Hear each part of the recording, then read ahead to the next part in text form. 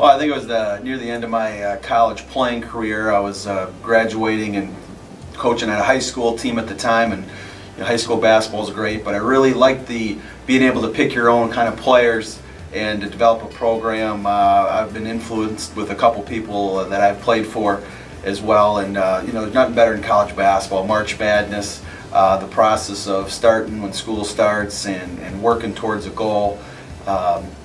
And really the bond that I had with my college teammates is still there today, and that's something that you never forget and something I wanted to be a part of.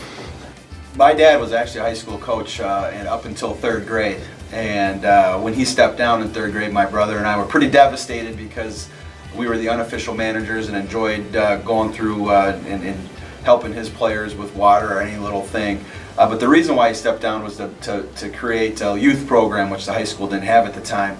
And needless to say, it worked out pretty well because our high school ended up being pretty good.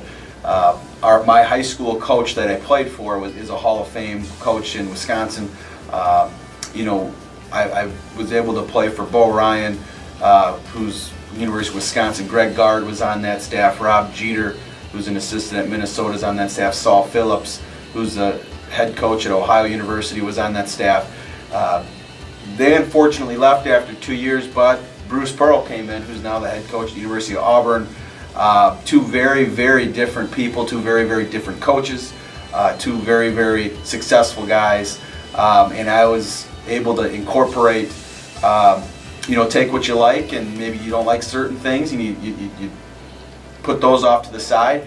After that, I was at Middle Tennessee with Kermit Davis, who's now the head coach at Ole Miss.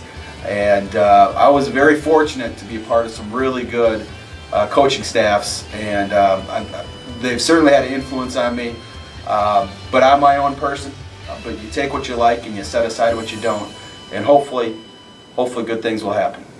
Well, when I was in college, my first year, I'm more of a Bo Ryan type of guy. We ran the swing offense, and when I started here, my first 2.5 or 2 years, and going into the third year, we were running swing offense. Now we've changed that. I've evolved a little bit. We run a little bit more ball screen stuff, or a lot of bit more ball screen stuff. But I don't really say I have a particular style. I like to call winning style, because sometimes you're going to have to win in the 80s and 90s, and some games you're going to have to just defend and rebound and win in the 50s and 60s. Each game's different. Each game has its own personality. Perfect world, we make every shot and the other team doesn't. That doesn't happen in basketball. So we just call it winning style. You have to have guys that know how to win when the ball's going in the hole or when it's not going in the hole. And it's more about the type of person you have than the style of play. If it's a fit for what we like to do, then they can play for us. And if they can't fit for us, maybe there's some really, really good players out there, but if they don't fit what we do, then it's not gonna work. Well, we're optimistic. I think our philosophy recruiting-wise has been to have 4-year players in the program. Now we have some transfers, and that's okay. You can do that once in a while. But the bread and butter of the program has been 4-year players. When you do that, it takes a little longer. And when you talk about it, it sounds real good. But then you're gonna, in this league, it's a really good league.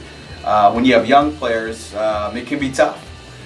The next year, other than our very first year where we had some seniors that we inherited, we actually have more upperclassmen than underclassmen for the first time since I've been here, which is exciting. We got some very good players, some very good people. Real excited about our academic accomplishments as a team. And it's more, again, it's about the fit of the program. And we've been fortunate to have some of the players that we have, and we're real thankful for the efforts that they put in. Well, we want to mold our guys into what we're looking for. And when you're talking about recruiting, everyone wants to offer somebody first, but it's not always about offering first, it's more about the fit.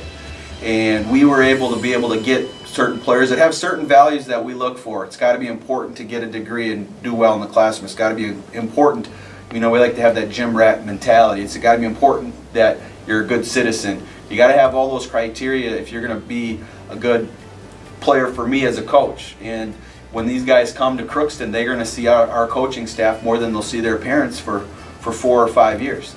And we want them to know we're going to take good care of them. They're going to get our best at all times, and we want what's best for our players.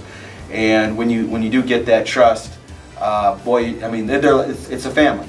It really is a family, and I'm lucky to have a great coaching staff. I'm lucky to have players that I love to be around, and we're real optimistic where this program's going. Well, when I interviewed, still remember when I interviewed for the job, and I wanted the job, but when I actually came on campus and did the face-to-face interview, I really wanted the job because it is a special place. You ask most of my recruits, I would say 95% of the recruits that we recruit, we say, have you been to Crooks? And the answer is no.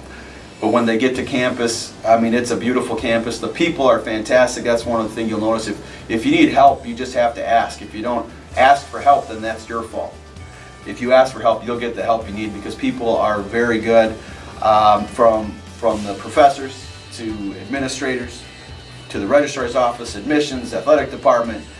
People have been very, very good, and it is a special place that way. Oh my goodness.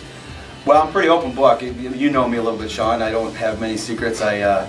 One thing we do on Sundays during the season with my family, my kids really look forward to it. For about a half hour, we'll have a little dance party at our house, and I'm not known as a dancer by any means, but I can compete with my 5- and 7-year-old and my 1.5-year-old, and we have fun, and it's a good break, and it's a half hour to decompress from basketball for just a little bit. But don't hold me to that because I'm not going to show you any moves today.